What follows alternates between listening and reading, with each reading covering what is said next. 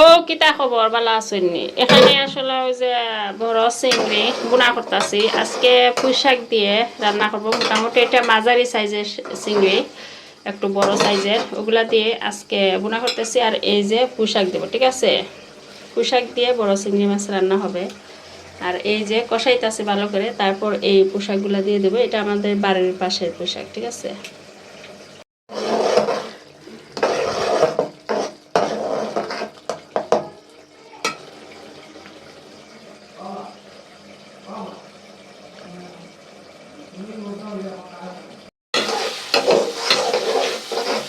ও এখন উনা করে লাইছি। এখন ওই যে পুঁই শাকগুলা সবগুলা দিয়া দিই।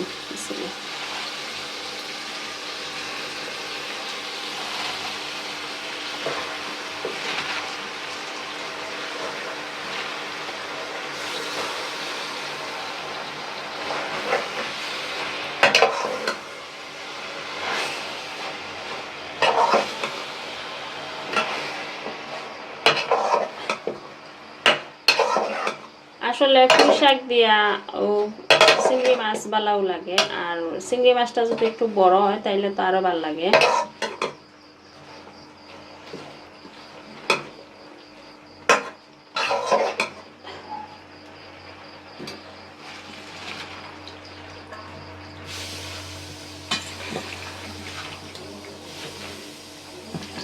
সবগুলা দিয়া দিলাম। এগুলা আসলে বেশি মুজি গেলে একটু হয়ে যাব, বেশ হইতো না।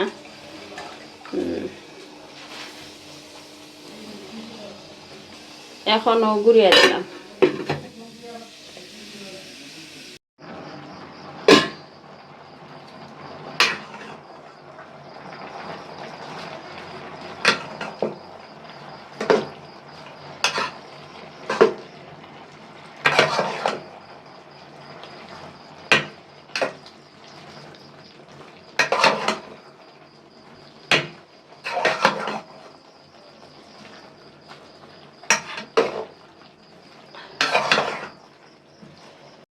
ও কমপ্লিট হয়ে গেল।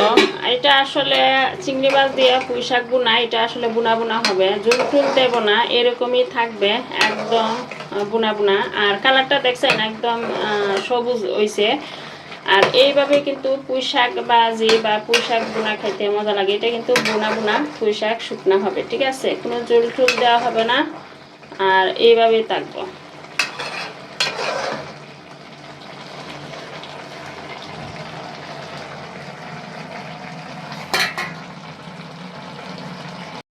হয়ে গেল।